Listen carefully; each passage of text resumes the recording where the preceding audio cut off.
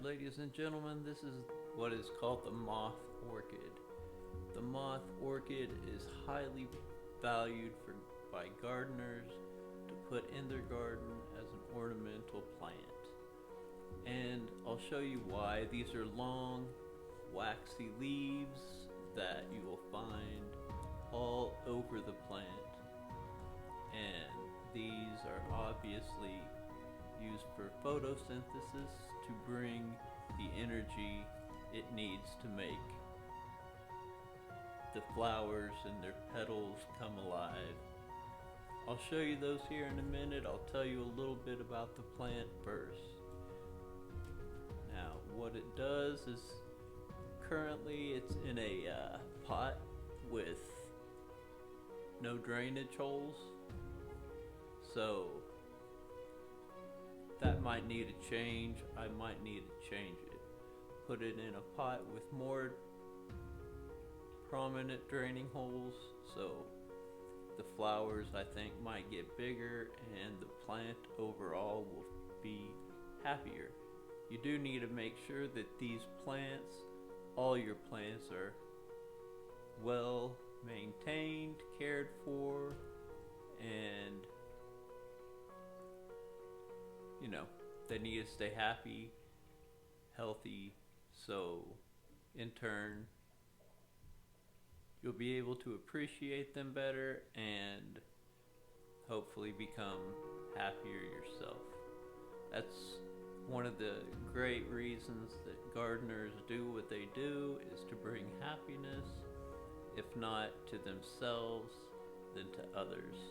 It's a very selfless profession, and that might be part of the reason that I took this on. So we talked about the purpose of these leaves, why they are so big, waxy. The pots that they come in generally have no drainage holes. They're put in nice pieces that are used to show off their beauty to others, and that's the way it is. That's the way it is. Right now we're going to turn the plant around to show you its flowers. The petals of these flowers, the stamens, are loved by the natural world, by the insects that come, the butterflies that come in and kind of suck on the nectar. The pollen that they give out are very, very attractive to nature, to the wildlife that is part of nature. These petals right here, gorgeous little things. They just started to bloom a matter of days ago, and you'll see that there are really only 2 petals that have fully opened to flowers. This right here is one. This one opened the other day. They're just kept in the windowsill. You'll see all of these buds right here. The buds, which will soon become big petals, flowers, which highly prized by gardeners because they're loved by everybody. Everybody loves a good orchid. On the other side, right here, we'll see a little bit more of the petals. Another bloom that started yesterday. It's a little bit more defined and it's opened up a little bit more.